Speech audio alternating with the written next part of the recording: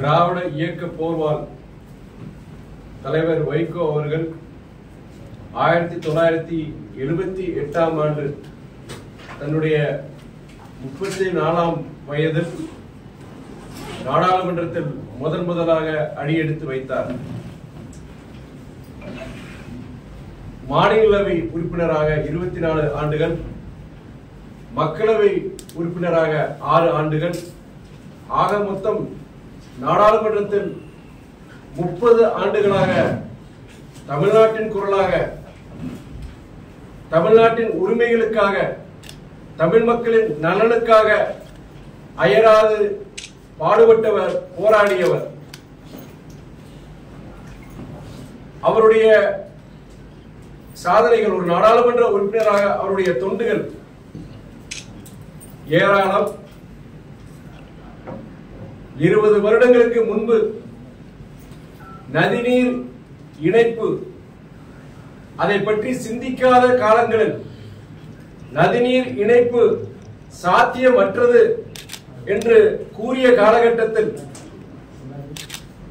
நதிநீர் இணைப்புக்காக நாடாளுமன்ற வரலாற்றில் முதன்முறையாக தனிநபர் மசோதாவை கொண்டு வந்தவர் நம் தலைவர் வைகோ ஆவார். இன்று நாடு முழுவதும் பல இடங்களில் நதிநீர் இணைப்புக்கான பணிகள் நடைபெறுகின்றது என்றால் அதற்கு வித்திட்டவர் மாமனிதர் வைகோ ஆவார். மே 1 மே தினம் ஊதியத்துடன் விடுமுறையாக அன்றைய பிரதமர் சமூக நீதி காவலர் திரு VP சிங் மூலமாக அறிவிக்க செய்தவர் நம் தலைவர் வைகோ ஆவார். நெய்வேலி NLC நிறுவனம் தனியார் மயமாகாமல் இன்று வரை 30,000 குடும்பங்களுக்கு வாழ்வாதாரத்தை அளிக்கும் ஒரு பொதுத்துறை நிறுவனமாக நீடித்திருக்கிறது என்றால் அதற்கு காரணமானவர் நம் தலைவர் வைகோ. நாட்டின் விடுதலைக்காக போராடிய முக்கிய தலைவர்களின் அனைவரின் படமும் நாடாளுமன்றத்தின் மைய மண்டபத்தில் இருக்கும் பொழுது அதே மைய மண்டபத்தில் இந்திய அரசியல் சாசனத்தை இயற்றிய அண்ணல் அம்பேத்கர் அவர்களின் திருவுருவப்படம் இல்லையே. புரட்சியாளர் அம்பேத்கரின் படத்தை நாடாளுமன்றத்தில் வைத்தால் நாடாளுமன்றம் தீட்டுப்படுமா என்று அன்று நாடாளுமன்றம் அதிர வைக்க முழங்கி அன்றைய நாடாளுமன்றத்தின் மனசாட்சியை தட்டி எழுப்பி அன்றைய பிரதமர் சமூக நீதி காவலர் திரு VP சிங் மூலமாக அண்ணல் அம்பேத்கரின் திருவுருவப்பட படத்தை திறக்க வைத்தவர் நம் தலைவர் வைகோ ஆவார். விருதுநகரிலிருந்து சிவகாசி, ராஜபாளையம், தென்காசி வழியாக கொல்லம் செல்லும் ரயில்கள் பயன்படுத்தும் விருதுநகர் கொல்லம் அகல ரயில் பாலத்தை திட்டத்தை அன்றைய பிரதமர் அடல் பிகாரி வாஜ்பாய் மூலம் கொண்டு வந்த மக்கள் சேவகன் நம் தலைவர் வைகோ. டிக்கெட் பரிசோதனையாளர்கள், ரயில்வே டிக்கெட் பரிசோதனையாளர்கள் TTR அவர்களுக்கு இன்று ரயில்களில் படுக்கை வசதி, பெர்த் வசதி இருக்கிறது என்றால் அதற்கு காரணமானவர் மக்கள் சேவகன் நம் தலைவர் வைகோ. நம்முடைய தொப்புள் கொடி உறவுகள் ஈழத் தமிழர்களின் உரிமைகளுக்காக நாடாளுமன்றத்தின் வரலாற்றில் அதிக முறை சிறப்பு கவன ஈர்ப்பு மசோதாக்களை, தீர்மானங்களை கொண்டு வந்தவர் நம் தலைவர் வைகோ. ஈழத் தமிழர்களின் குரலாக, மேதகு ஐயா அவர்களின் குரலாக நாடாளுமன்றத்தில், ஐநா மன்றத்தில், மக்கள் மன்றத்தில் ஒலித்தவர் நம் தலைவர் வைகோ ஆவார். 1978ஆம் ஆண்டு அவர் நாடாளுமன்றத்தில் முதல் அடியெடுத்து வைத்த பொழுது, அவர் கன்னி பேச்சை உரையாற்றும் பொழுது அவருக்கு ரயில்வே துறை அமைச்சகத்திலிருந்து அனுப்பப்பட்ட ஹிந்தியால் எழுதப்பட்ட அந்த கடிதத்தை அன்று நாடாளுமன்றத்தில் மாநிலங்களவையில் அன்றைய பிரதமர் மொரார்ஜி தேசாய் அவர்களுக்கு முகத்துக்கு எதிராக அந்த கடிதத்தை கிழித்தெறிந்து எரிந்துவிட்டு கடைசி தமிழனின் கடைசி ரத்தம் இருக்கும் வரை நாங்கள் இந்திய ஆதிக்கத்தை எதிர்ப்போம் என்று சபை அதிர முழங்கியவர் நம் தலைவர் வைகோ அவர்கள். அவருக்கு வயது 81.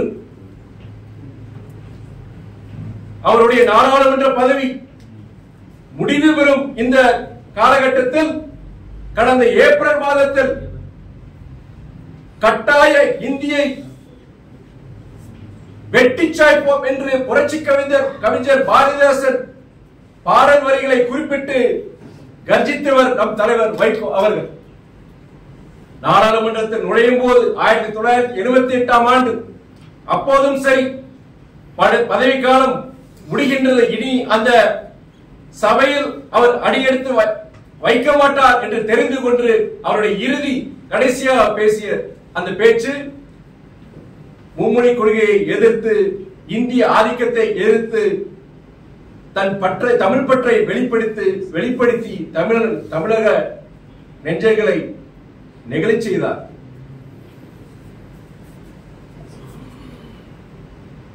நாடாளுமன்ற வரலாற்றில் பார்லிமெண்ட் டைகர் என்றால் அது திராவிட இயக்க போர்வால் தலைவர் வைகோ தான். அதை யாராலும் அழிக்க முடியாது, மறுக்கவும் முடியாது.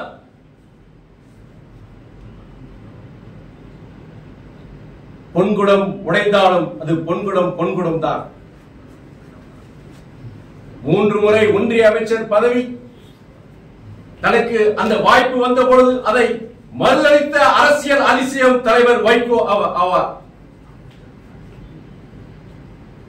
மக்கள் பணி மக்கள் தொண்டே பொது வாழ்க்கையின் அடிப்படை பண்பு என்று செயல்பட்டு வரும் மறுமலர்ச்சி திராவிட முன்னேற்ற கழகம் என்ற உன்னதமான இயக்கத்திற்கும் அதன் தலைவர் வைகோவிற்கும் பதவி ஒரு பொருட்டல்ல.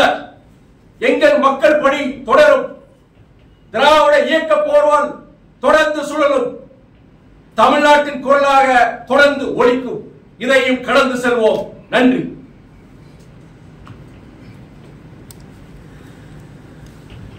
லாஸ்ட் டைமும் போராட்டத்தில் தான் சார் வாங்கினீங்க, எம்பி சீட்டை வாங்கினதும் கூட்டணியிலே இருக்கீங்க. ஆனால் ஒவ்வொரு தடவையும் உங்களுக்கு மறுக்கப்படுது. அதை பற்றி நீங்கள் என்ன நினைக்கிறீங்க? நாங்கள்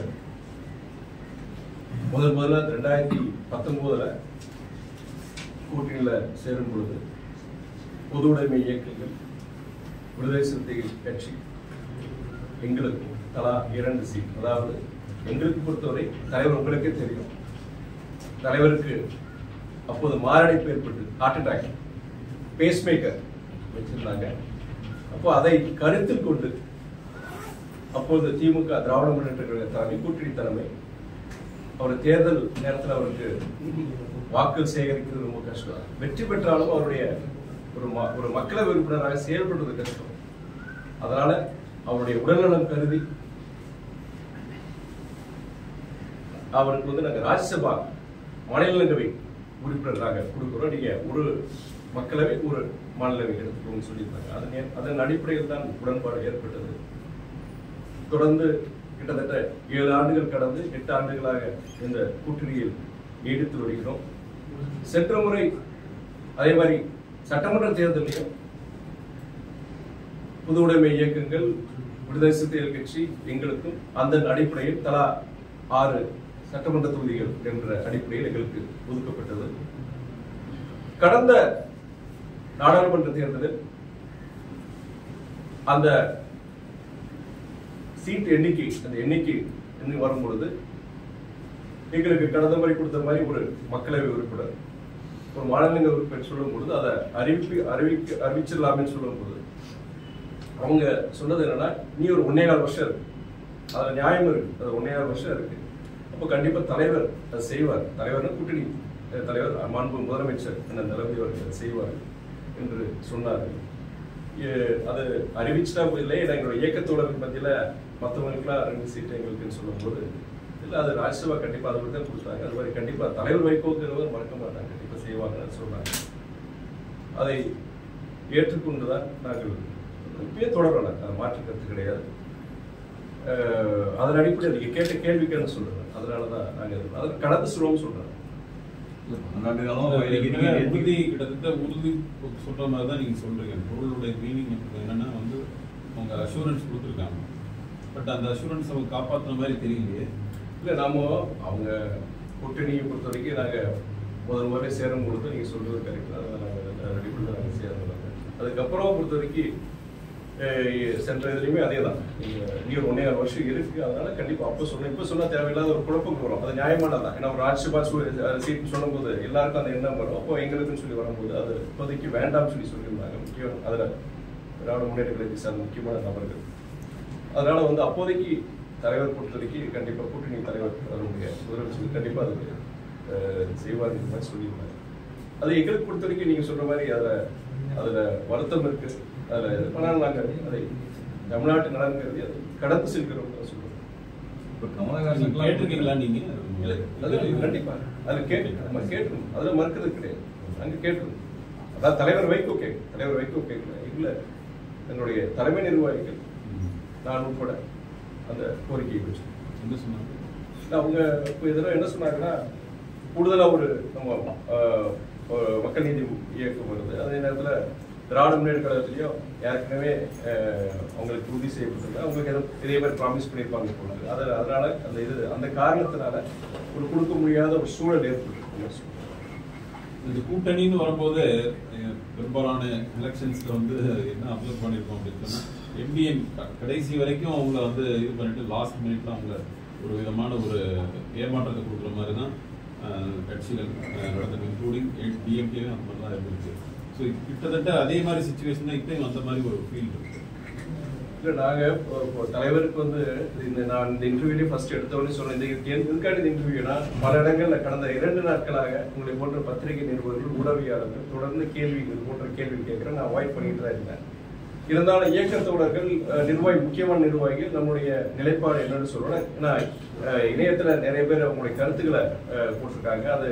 அது தலைமை நிர்வாகிகள், தலைவர் கேட்கல சரி, தலைமை நிர்வாகிகள் என்ன இதுக்கு முயற்சி எடுத்தாங்க, அவங்க அப்போ இதுல சரியான இதை கையாண்டாங்களாங்கிற ஒரு இது வரும்பொழுது அதுக்கு பல வழிகள் உங்களுக்கு ஒரு பதில் சொல்லணும், இயக்கத்தில் இருக்க தொண்டர்கள் நிர்வாகிகளுக்கு ஒரு பதில் சொல்ல வேண்டிய ஒரு சூழ்நிலை, பொதுமக்கள் கிட்டே ஒரு இந்த இணையத்துல இந்த மாதிரி பல செய்திகள் போறதுனால அப்போ அதுக்கு உண்டான அந்த தெளிவுபடுத்திருக்க வேண்டியதான் இன்னைக்கு நான் இந்த பிரஸ் மீட் பொறுத்த வரைக்கும்.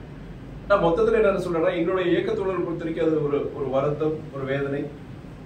தலைவருடைய புது வாழ்க்கையை பொறுத்த வரைக்கும் உங்களுக்கு 61 வருஷமா தமிழ்நாட்டுக்காண்டி இன்னைக்கு அரசியல் எல்லைகளை கடந்து தமிழ்நாட்டில் இருக்கிற தலைவர் மொத்தம் கிடையாது, இந்தியாவில் இருக்கிற முக்கியமான தலைவர்கள், இப்போ இருக்கிற தலைவர்கள் சரி, முன்னாள் தலைவர்கள் சரி, பிரதம மந்திரி அமைச்சர், அதாவது நம்மளுடைய பிரதம மந்திரி நம்முடைய இந்திரா காந்தி அம்மையார்ல இருந்து நீங்க சமூக நீதி காவலர் VP சிங்ல இருந்து திரு அடல் பிகாரி வாஜ்பாய் வரைக்கும், வைகோ பொறுத்த வரைக்கும் ஒரு நாடாளுமன்ற வரலாற்றில் ஒரு சிறந்த ஒரு நாடாளுமன்ற உறுப்பினர்கள் அவரும் ஒருவர், ஒரு நேர்மையானவர், ஒரு உன்னதமானவர், ஒரு மனிதநேயமிக்க ஒரு தலைவர்ங்கிற அந்த ஒரு மரியாதை பொறுத்து அரசியல் எல்லைகளை கடந்து இன்னைக்கு எல்லார்கிட்டையும் இருக்கு. இன்னைக்கு என்னன்னா அது வந்து அதனுடைய இது என்னன்னா எல்லாருக்கிட்டையும் ஒரு எதிர்ப்பு, ஜனங்கிட்டே பொறுத்த வரைக்கும் தலைவர் வைகோ கொடுத்துருக்கலாமே, ஒரு சீனியர் மோஸ்ட் ஒரு இது கொடுத்துருக்கலாமே இருக்கும்போது என்கிட்டயே பல இடங்கள்ல எல்லாருமே இதை சொல்லும் போது நான் இந்த ஒரு தருணத்துல வந்து அதை சொல்ல ஒரு ஏமாற்றம் இருக்கு, ஒரு வருத்தம் இருக்கு. ஆனால் இன்னைக்கு பொறுத்த வரைக்கும் தமிழ்நாட்டுடைய நலன் கருதி இதை கடந்து செல்வோங்கிறத சொல்ல முடியும். எனக்கு சில நானும் பொறுத்த வரைக்கும் முதன்மை செயலர் இருந்தாலுமே கூட தலைமைக்கு கட்டுப்பட்டு தான் நான் செயல்பட முடியும். நான் இதுவே பொறுத்த வரைக்கும் தலைமைக்கு கேட்டுட்டு தான் நான் சொல்றேன். ஏன்னா வந்து தலைமையே சொன்னாங்க, சொல்லி இந்த மாதிரி விளக்கத்தை சொல்லிருக்குன்னு சொல்லி தான் நான் சொல்றேன். அதுக்கு மேல் நான் விவரிச்சு சொல்ல முடியும். சார், கூட்டணி தலைவர் கொடுத்த வாக்குறுதியை காப்பாற்றுறது டிஎம்கே வந்து தேமுதிக மற்ற இயக்கங்களை பற்றி நான் பேச முடியாது. நீங்க எல்லாருக்கும் அந்த கடந்த 2 நாட்களாக தொடர்ந்து உங்களுடைய கேள்விக்குண்டான பதில் நான் சொல்லியிருக்கிறேன். கடந்து செல்கிறோம், அவ்வளவுதான் என்னால சொல்ல முடியும். இந்த டிசப்பாயின்மெண்ட் வந்து அடுத்த வரக்கூடிய அசம்பிளி எலெக்ஷன் உங்களுக்கு ஏதாவது ஒரு காம்பன்சேஷன் ஏதாவது? இல்ல, அது என்னன்னா எங்களுடைய எதிர்பார்ப்பு பொறுத்த வரைக்கும் எண்ணிக்கையின் அடிப்படையில் கிடையாது. எந்த நோக்கத்துக்காண்டி இந்த கூட்டணியில் நாங்கள் சேர்ந்தது உங்களுக்கு எல்லாருக்கும் தெரியும். அப்படி அந்த தமிழ்நாட்டு நலனுக்காக இந்த ஒரு கூட்டணி வலுவா இருக்கணும், கூட்டணி தொடரணும் நினைக்கிற இயக்கம் தலைமை தான் எங்களுடைய. சட்டமன்ற தேர்தல் பொறுத்த வரைக்கும் அன்னைக்கு கண்டிப்பா வந்து பொறுத்த வரைக்கும் நீங்க சொல்ற மாதிரி சரி, இது ஒரு டிசப்பாயின்மெண்ட் தான், ஒரு ஏமாற்றம் தான்.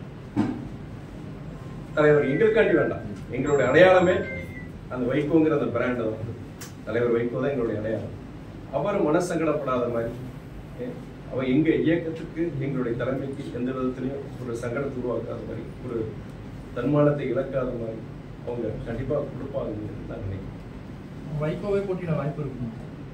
அது அவர் தான் முடிவெடுக்கணும், அவர் முடிவெடுக்கணும், இயக்கம் முடிவெடுக்கணும். அதற்கு கூட்டணி தலைமையும் அதுக்குண்டான வாய்ப்பு அவங்க கொடுக்கணும்.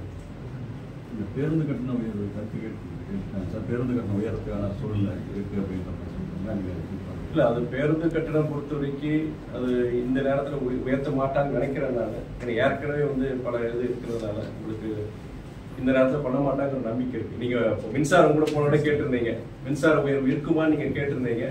அதுக்குண்டான பதில் நான் சொல்லியிருந்தனால அது உதய திட்டத்தினால வருது. அப்புறம் அதுக்குண்டான விளக்கத்தையும் அமைச்சர், நம்முடைய மாநில அமைச்சர் அவங்க அண்ணா சிவசங்கரன் வந்து பதில் கொடுத்திருக்கிறார். கண்டிப்பா மின்சார உயர்வு இந்த தடவை இருக்காது அப்படின்னு சொல்லியிருக்கிறார். அது மாதிரி போக்குவரத்து துறையிலையும் சொல்ற மாதிரி அது அந்த இலாக்கா வந்து வச்சிருக்கிறார். அதனால கண்டிப்பா இருக்காரு. அதே நிலைப்பாடு எடுக்கும் போது மின்சாரத்துறைக்கு ஒரு முடிவும் போக்குவரத்து துறைக்கு வேற மாதிரி ஒரு முடிவு எடுக்க மாட்டாங்க. பொதுவா கண்டிப்பா இந்த அதை அதாவது அந்த ஏற்றம் இருக்காதுன்னு நான் நம்புறேன். இது இந்த வேதனையா இருக்குன்னு சொன்னீங்க. Don't you think that it will lead to the breakup of alliance? So I don't think so. Because as I earlier said, the state comes first. The state comes first and the party comes next. And we need to probably respect the sentiments of the public. I understand the party volunteers and office bearers are hurt. But then if you would ask me, the state comes first and public sentiments would come first.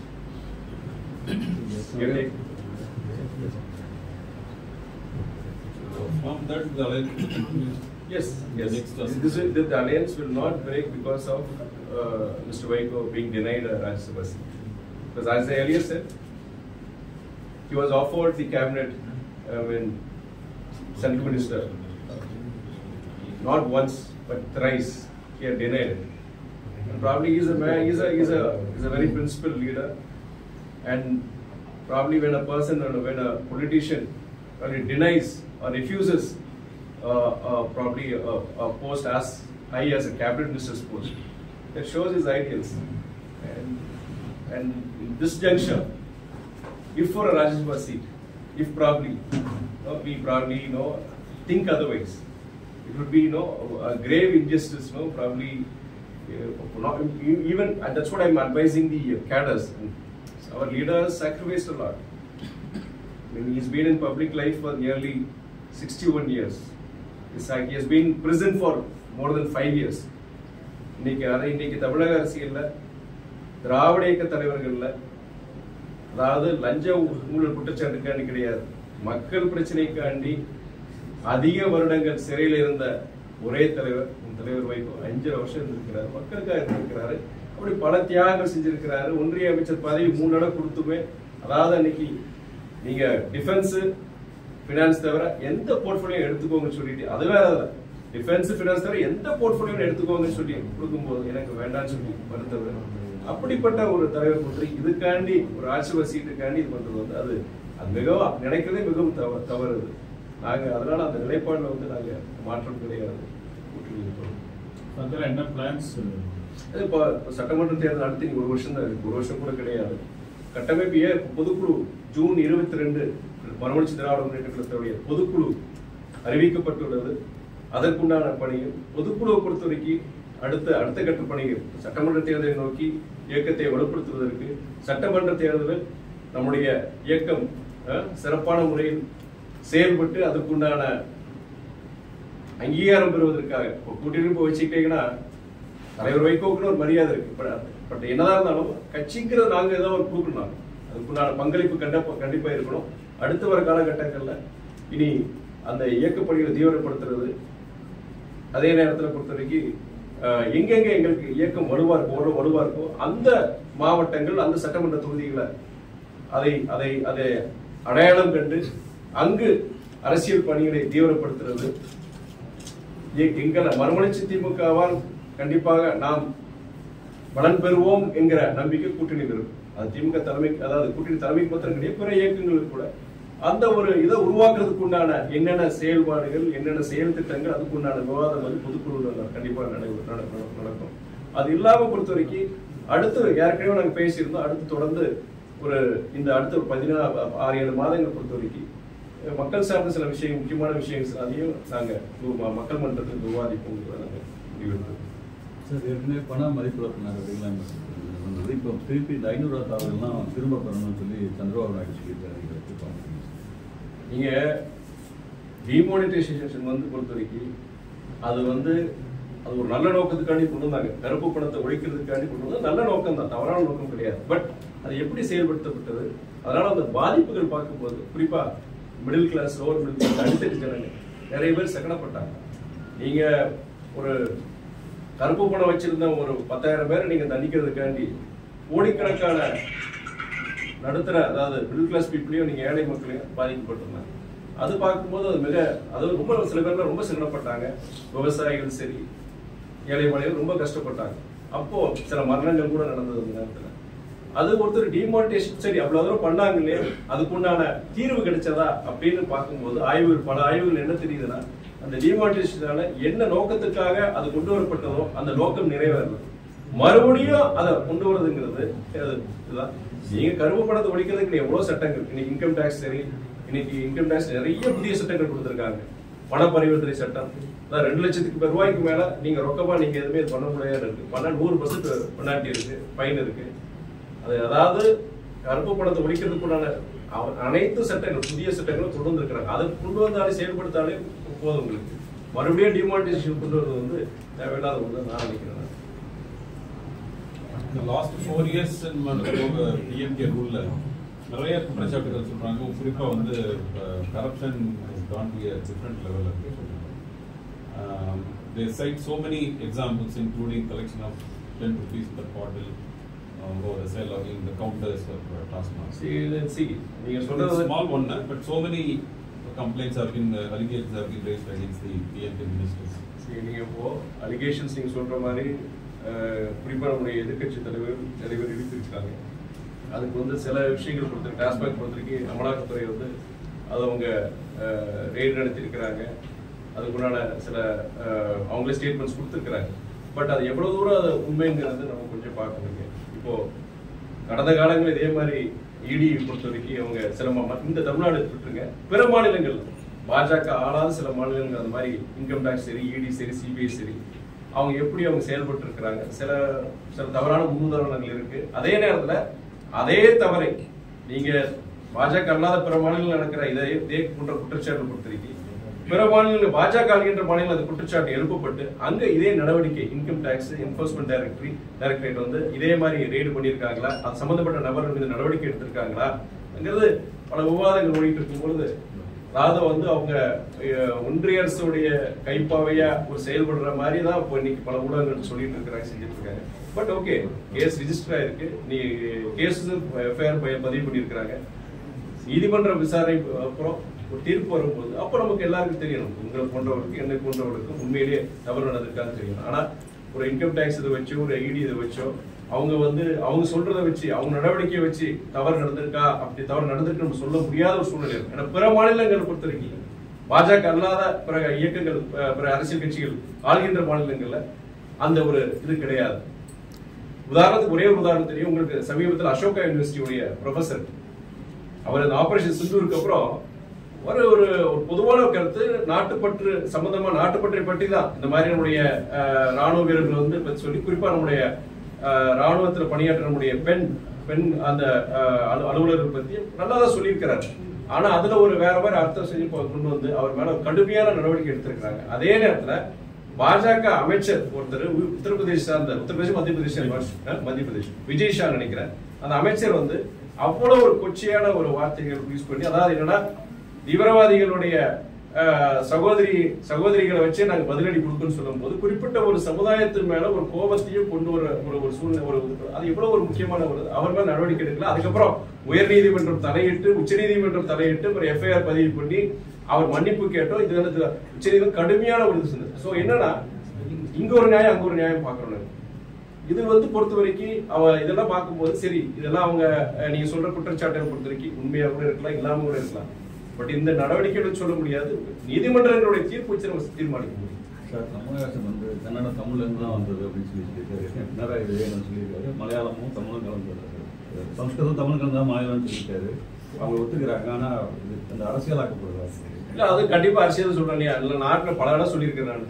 நாட்டுல பல பிரச்சனைகள் இருக்கு. நாட்டுல மக்களுடைய அடித்தட்டு பல அடிப்படையான விஷயங்களுக்கு, தண்ணீர் பிரச்சனை, கல்வி, வேலை வாய்ப்பு, பணவீக்கம், பல்வேறு பிரச்சனைகள் இருக்கும் பொழுது நீங்க இதை வந்து தேவையில்லாத விஷயத்த நான் சொல்லுவேன். ஆனா ஒன்னே ஒரு விஷயம் என்ன பொறுத்த வரைக்கும்னா, மொழி வல்லுநர்கள் அவங்க என்ன சொல்லியிருக்கிறாங்கன்னா, ஒருத்தரோட பல பேர் அந்த டாக்குமெண்ட் தரவுல வச்சு சொல்லியிருக்கிறாங்க. தமிழ் மொழி தான் அது வந்து அது முதல் மொழி. அதுல இருந்து வந்ததுதான் மலையாளம், தெலுங்கு, கன்னடம், திராவிட மொழிகளுடைய அந்த பிறப்பிடமே தமிழ்ங்கிறது பல வல்லுநர்கள் சொல்லியிருக்கிறாங்க. அதுபடி நம்ம தரவுகள் வச்சு சொல்லியிருக்கிறாங்க. அதுல அவரு திரு கமலஹாசன் அவர்கள் சொன்னது வந்து அதுல 100% உண்மை தான் சொல்லுவேன் நான். இதை வந்து நீங்க உடனே நான் பெருசா நீ பெருசா, அதாவது மொழிங்கிறது மாதிரி ஜாதிலையும் சரி மதத்திலையும் சரி நீ பெருசா நான் பெருசான்னு சொல்லி ஒரு அரசியலாக்கி கவனத்தை வந்து சிதறடிக்கிறதா நான் பாக்குறேன். இது போன்றதெல்லாம் நம்ம பேசவே கூடாது. சார், தமிழ்நாட்டுல தமிழக நலன்களுக்காக கூட்டணியில தொடரும் அப்படின்னு சொல்றீங்க. ஆனா கொலை, ரவுடிசம், ஜாதிய மோதல் இதெல்லாம் தொடர்ச்சியா நடந்துட்டு தான் இருக்கு. இந்த மக்கள் நலன் சார்ந்த மதிமுகவோட நிலைப்பாடு எதுவா சரி? அதாவது நீங்க கேட்ட கேள்விக்கு வந்து நான் பலமுறை இதே மாதிரி கேள்வி பலமுறை நான் பதில் சொல்லியிருக்கிறேன். இந்தியா நம் நாடு, நம்மளுடைய மாநிலம் தமிழ்நாடு பொறுத்த வரைக்கும் ஒரு வளரும் நாடு தான். வேற டெவலப்பிங் எக்கானமி தான்.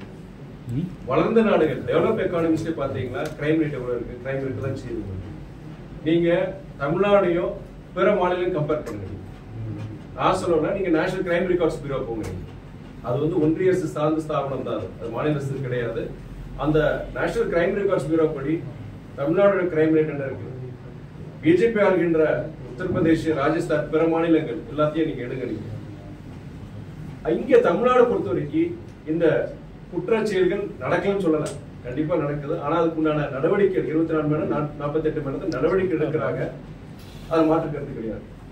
ஆனா பிற மாநிலங்கள் பொறுத்த வரைக்கும் இதே தவறுகள், குறிப்பா பெண்களுக்கு எதிரான குற்றங்கள் பாத்தீங்கன்னா எந்த மாநிலம் அதிகமா இருக்கு? உங்களுக்கே தெரியும், உத்தரப்பிரதேஷ் தான் அதிகமா இருக்கு. யார் அங்க இருக்கிறாங்க? பிஜேபி தான் இருக்கிறாங்க.